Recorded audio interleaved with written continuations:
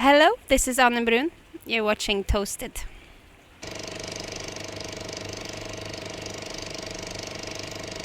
Welcome to Amsterdam. Hello, thank you. You don't like the sun much, right? No, I don't. So it's just our luck that the sun is out in full force today. Yes, it's good that I can be in the shadows. Same here, because I'm almost melting. Hey, your album is almost out, September. Yes. First thing, why actually release an album in this day and age? As a creative person, I need some kind of structure in my work. So an album is turning a page, is moving forward and kind of presenting a period of work, like an exhibition for a painter kind of thing. And if I would just do singles, it would be very unstructured and hard to kind of structure the other parts of my job, like touring and also the creative process of going somewhere with what I'm doing. So I choose to do it because it's still the best way for me to work. And as a music listener, I still listen to albums. And I don't know, people will probably find a few songs they like and put it on their own playlist, and I don't mind. It's just... I'm sure people will like it. I think it's a great collection of love songs. Thank you. Am I correct there, actually? There are a few that are not love songs, but the half of them are love songs. Read an interview that you did. You said, finally, I feel free to be who I want to be. And there are no boundaries for me anymore.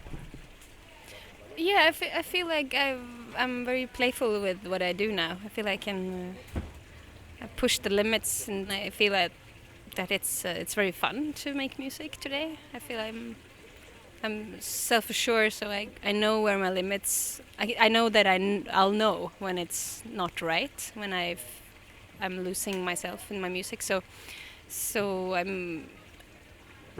think I'm more experimental and having more fun with it now than I used to. So I saw a clip with 3 people drumming on one song. yeah, we have the band for the fall tour. We have 2 drum sets and 1 extra person who also plays percussion on certain songs. But she's also a violinist and keyboard and everything. But she is part of the 3 percussionists playing. Will you tour with that same crew for this album as well, actually? Yeah, that was actually a rehearsal for the tour. So Because it sounds so full, and your album is really, I'm not going to say empty, but I mean it's really well balanced, I think. Almost some songs are almost minimal, I think. yeah, I think that we won't have 3 drummers on all songs though. But it's many of the sounds that we've created are 2 drummers playing, but it doesn't sound like it on the album, so they complement each other. But I think that of course the tour will be quite. It's going to have both the massive bombastic sound, but also the laid back and acoustic sound. So it's going to have both. I was actually fun to find that you scored a number 4 hit in the UK with the dance hit. I mean, that was something else. Yeah, it was very fun. Yeah. Like bonus. How did it? Why not? It was in the fall. I got a question from the publisher I work with in Sweden. They sent me a production and said, "Do you want to write a lyric and a melody to this song?" I said, "Yeah, I could try, just for fun." I wouldn't do it if I didn't like the track. I thought it was a fun dance track. So, and then I wrote it, I recorded it, and the months passed.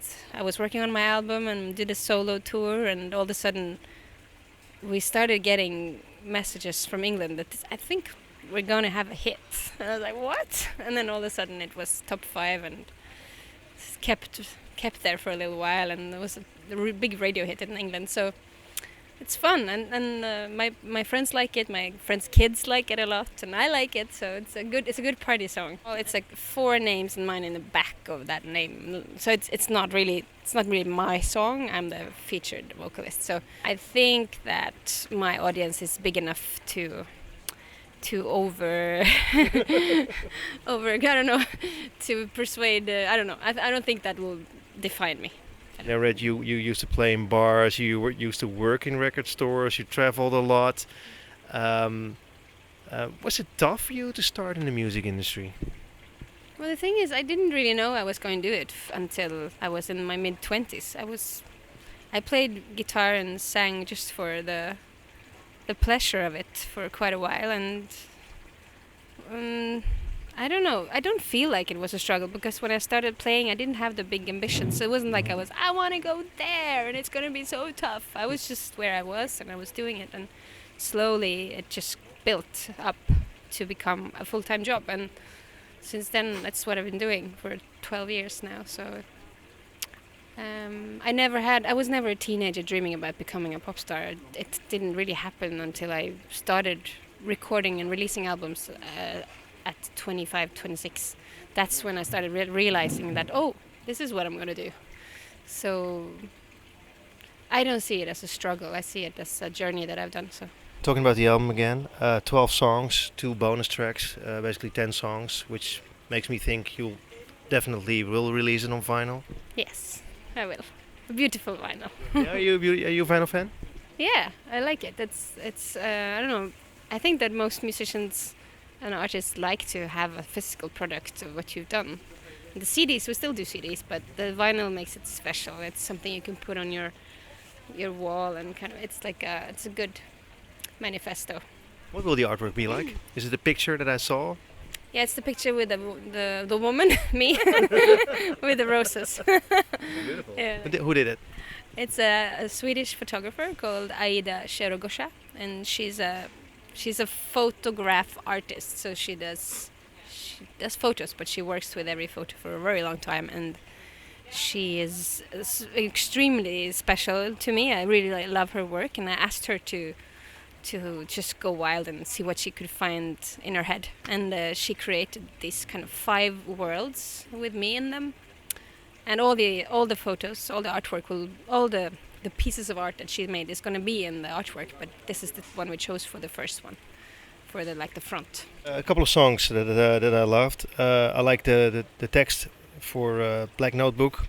I think it's exemplary for the way you write, probably.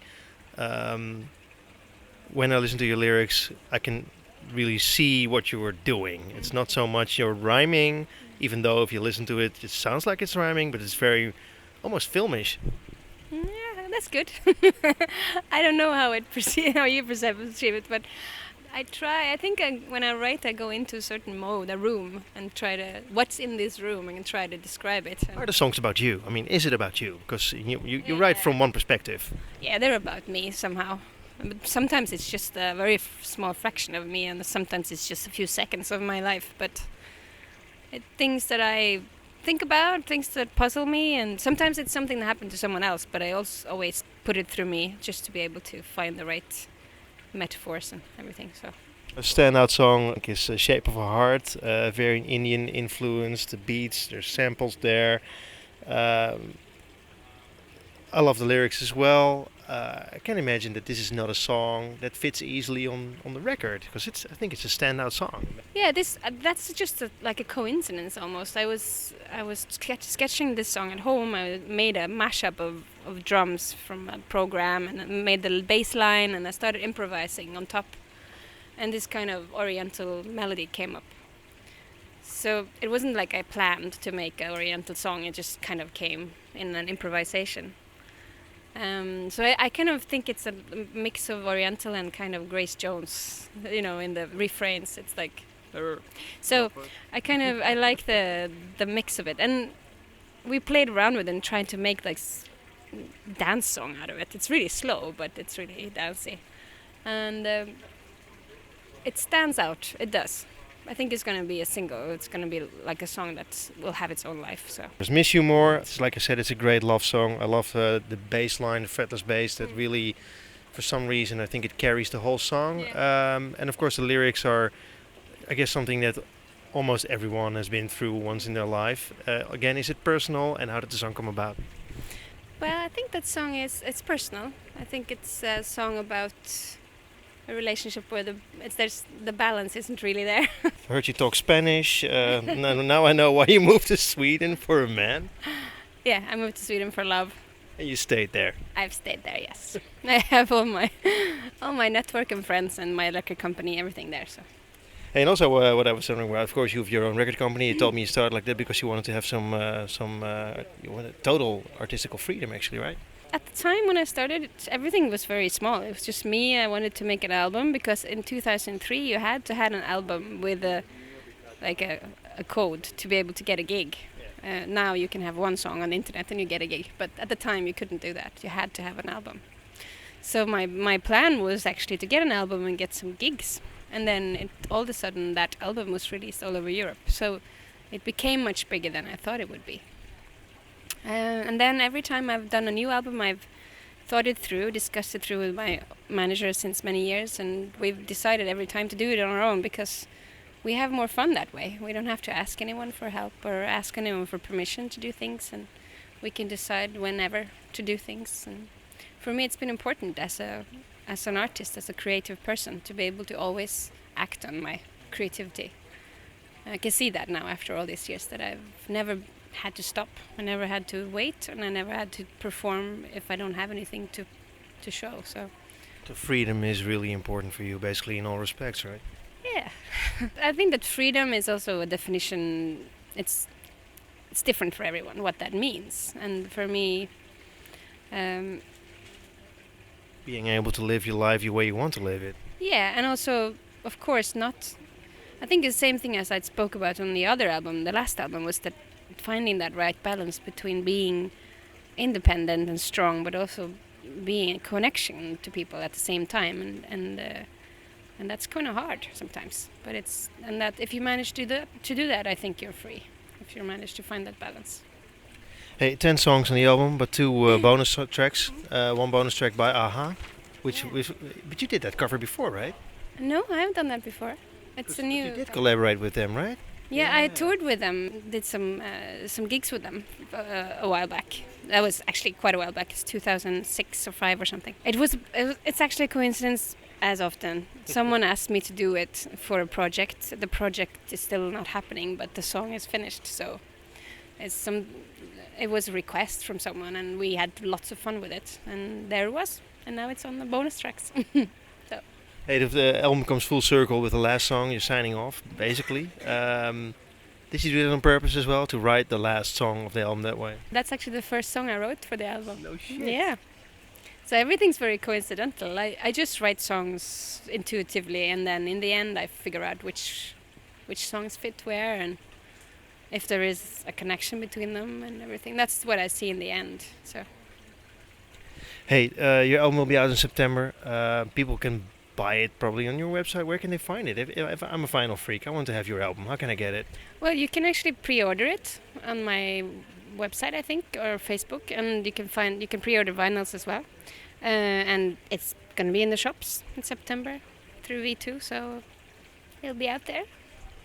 As long as I feel happy with it, I can't really worry, because I can't control people's tastes in music. I only know my own. So.